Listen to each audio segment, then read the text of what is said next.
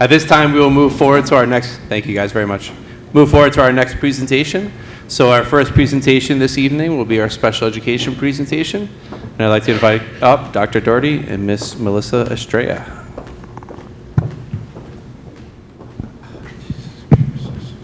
Small adjustment.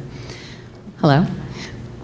Okay, this is our 25-26 budget, so we'll be discussing budgetary items within special education. Last year, we discussed the statewide deficit in services for students within special education in the area of preschool, ages 3 up to 5, to mitigate that concern within Putnam Valley Central School District. We move forward with opening something called a 4410. And we are one of 2 in the region that has opened such a service. So what that does is that allows us to have our own providers within Putnam Valley Central School District to help support students that require special education services at the preschool level. We are still continuing to work on expanding those services. So what we have also done is within our preschool area, it's important to note when you're looking at special education budget that preschool services are funded through the county the student resides in. So we service both Putnam County and some of Westchester, so we work with both agencies. However, each school district within New York State is required to provide the organization and management of preschool services, which requires Putnam Valley Central School District to staff those needs. Currently, we service about 65 to 70 students each year, and we do that with the support of one CPSE chairperson. That's the Committee on Preschool Special Education. And we do this at about a 0.2 service. What has happened over the past 4 to 5 years is we've seen a significant increase in regulatory requirements, management, and coordination of services. You can imagine with a statewide deficit, it really requires a lot of management and oversight for our preschool students. What we are seeing is that has required additional support and services from our staff. So over the next year to 2 years, we will continue to look at our staffing needs to see if there is an increase required. At this time, there is not. Yes, please. I do just want to jump in at this point. I think it's really important to note, because I've been here for so many years, and I'm retiring at the end of the year, and that 0.2 CPSE position used to be, for many, many years, was always a 0.4. When we reorganized, we started to use one of our school psychologists who does a 0.2. So the management needs that we see now are shifting. We now have anywhere between 65 and 70 preschool students. That's a large caseload of, we have to manage everything from special education services, OT, PT, speech. All of those services are coordinated through the district office. It's a huge undertaking, and I do think over the next year or 2, looking to add support in that area will be important. So just wanted to put that out there.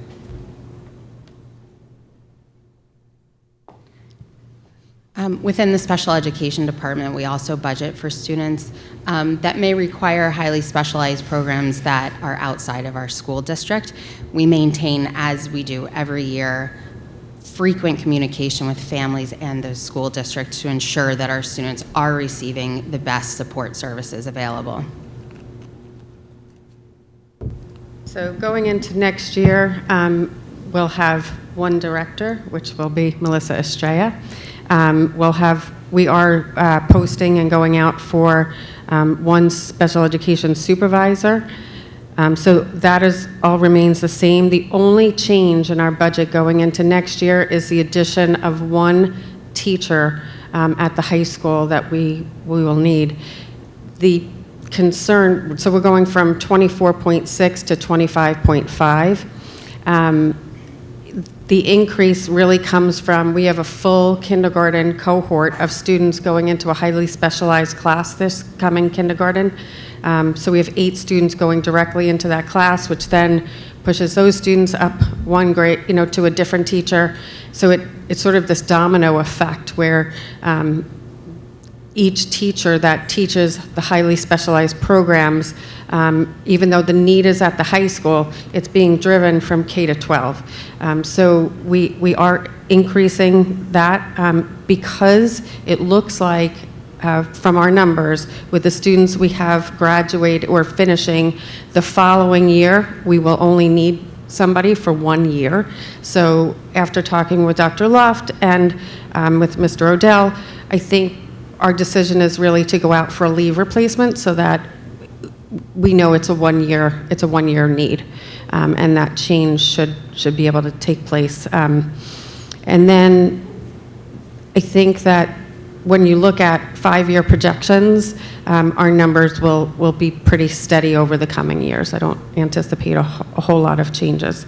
The teaching assistants, we did increase from 37 to 38.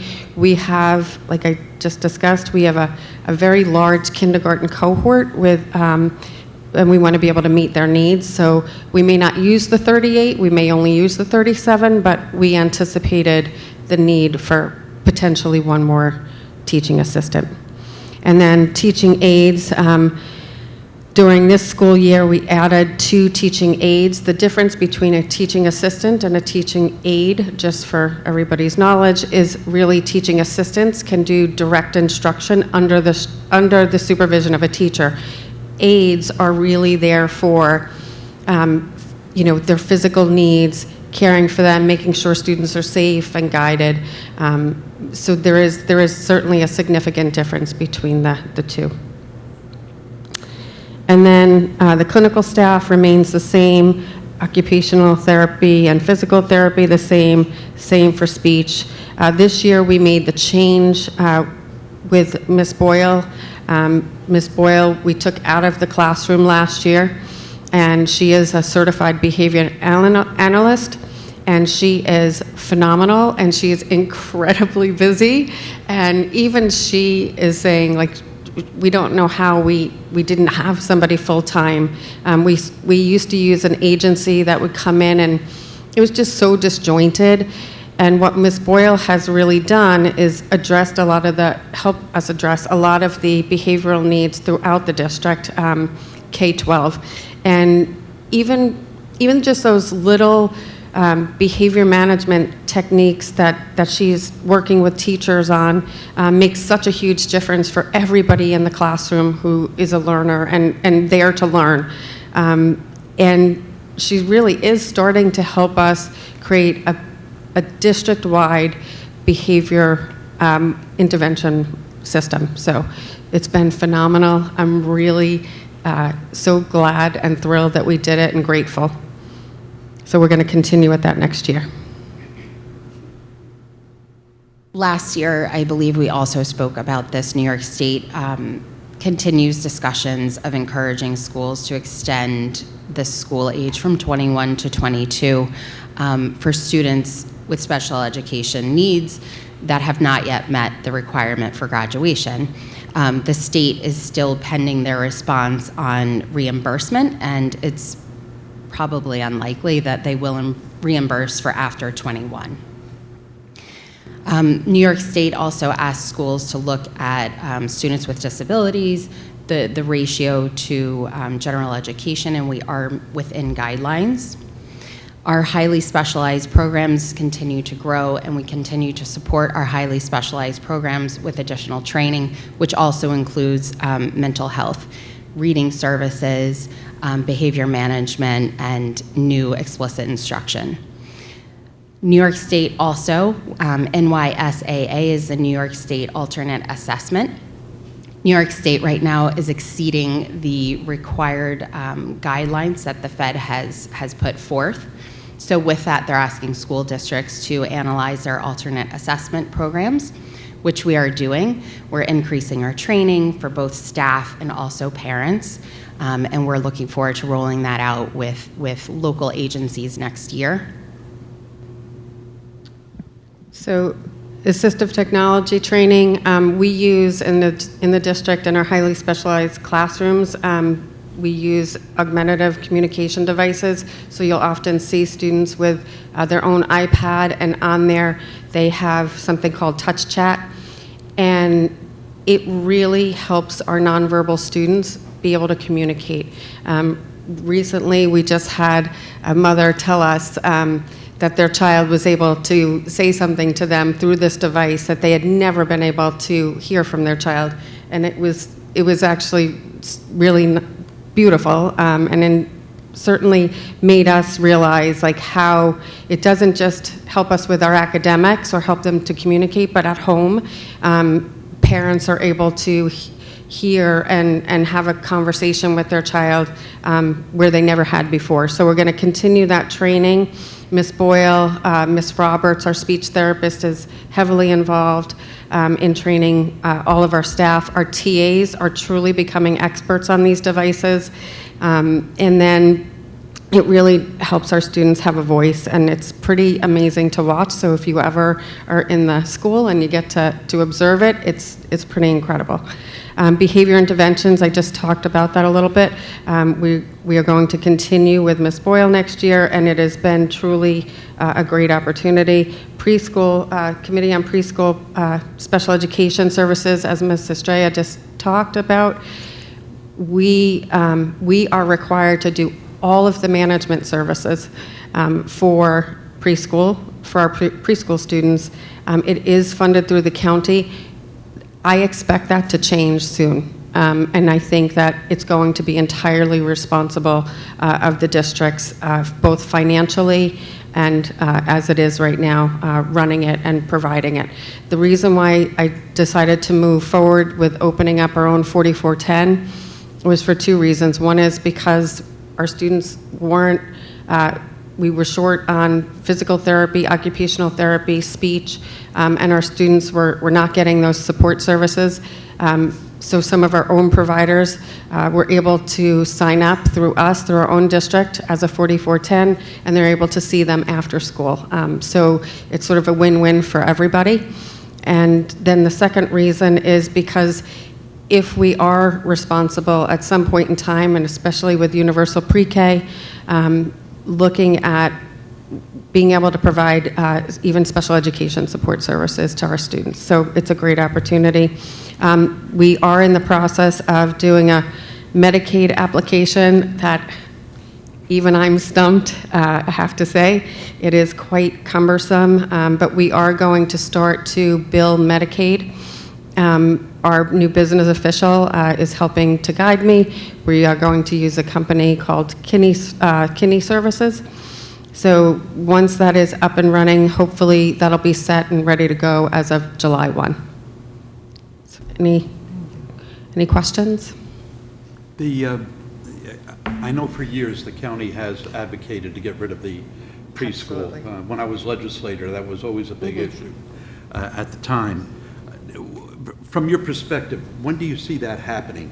Because I know it's something that the counties want done because they don't want the responsibility, and they believe it's school-related and should be handled by the school. But what's your feel on that? So I think the federal government is maybe shifting. It's really right now. It's the feds funnel the money through the counties to the district. Basically, is how it's worked. I don't know when that's going to change. I do suspect over the next few years there's going to be a shift in the funding sources from the federal government. It's been talked about for years, and I think that the more I hear and the more I listen, I do think that that is going to shift, and that is going to be a large sum of money for the districts, for sure. For all districts across the state. I don't know when that will happen. I don't have a crystal ball, but I suspect it'll happen in the coming years. I applaud you on the proactive step that you're taking to formulate, like the what is it again? The 4410. Right, the 4410. Yeah, there's only us and Lakeland are the only two, in I think that's Westchester, brilliant. Putnam, and Dutchess. We're the only two that went ahead and did that. And I thought it was really important, mostly because of the services for our students, and we're able to provide them the support that they weren't able to get, and two, I think it's heading in that direction anyway. So. That's excellent. Thank you. I think one of the steps that we're taking to continue to move in that direction, right? So we hope to have, we're issuing our RFP for pre-K services. Yes. And we're hoping to have someone interested in coming in and providing those services. And now we're looking to actually host them right here on our campus. And it matches well with some of those early intervention services that our students need. And in fact, there's another partnership with the county that we're exploring where we may be able to create inclusive pre-K settings where the county would provide both the special education teacher and the aide and be able to place students in our program. And it would be nice to have our faculty and staff approved to provide the services that those pre-K students That may would be need outstanding. Yeah. in our building, in our Right. classrooms. So it'd be a good match between those two programs. And I compliment both Natalie and Melissa for the foresight of getting us positioned in a place to be able to provide those services to kids. So we're not sending them off to Carmel or Brewster or other places where Yeah. they can get the services they need. Good. Thank you both. For the 4410, how are you able to find the adequate support resources? Because as we know, in the world today, it's very hard to find the resources. How are you able to do that? So I think our own providers are signing up with us, like our occupational therapist just signed up with us, our speech and psychologist have provided services. Like one student, we could not find counseling services for a student. One of our own psychologists signed up with us, and we were able to register her with the county as a provider, and then the county now will send us the money, and then we pay her. So that's just how we're doing it. It's word of mouth. We sent out an email. We asked all of our providers if they wanted to sign up, and now that they're doing it, it's really nice because it's here in our district. Parents get to know the school. I always look at preschool as a time where we build relationships with our families. It's where they first meet us with their babies, and it's how we build our relationships. So now having some of our own providers do that work with them, I just think is one more way to build relationships and trust with our families from a very young age, because they're parents that are coming to us with obviously concerns about their children, and some of them have significant disabilities, and it's just working out really nicely. So That's great. outstanding. Yeah, That is, thank you. really. Yeah, great program. Thank you both. Thank you both.